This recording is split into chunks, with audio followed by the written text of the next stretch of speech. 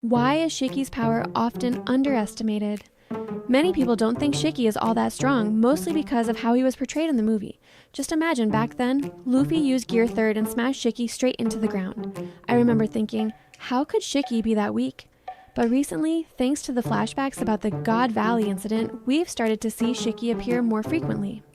Although he doesn't get as much spotlight as Whitebeard, Kaido, or Big Mom, he was still one of the 4 major figures under Rox D. Zebek's command.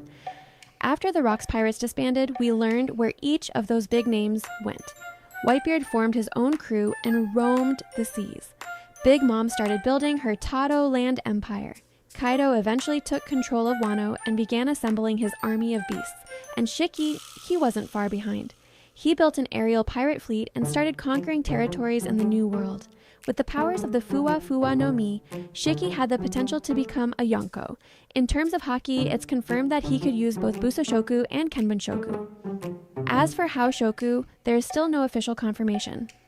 Let's not forget, Shiki was the madman who stormed Marineford alone, and the first person ever to escape from Impel Down, even if it meant cutting off both his legs.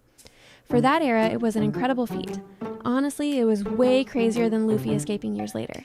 After escaping, Shiki returned to piracy. He turned swords into prosthetic legs and continued his journey as the Golden Lion who ruled the skies. With all that power under his belt, how could he lose to Luffy? There are 2 main reasons.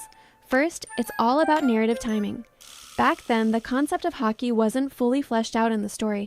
So many powerful characters appeared weak simply because they showed up too early. Crocodile is another good example. Second, Shiki wasn't at his peak anymore. Losing his legs definitely impacted his mobility and combat ability. If he hadn't been imprisoned in Impel Down, Shiki might have reached Yonko level, or at least been strong enough to defeat Luffy easily.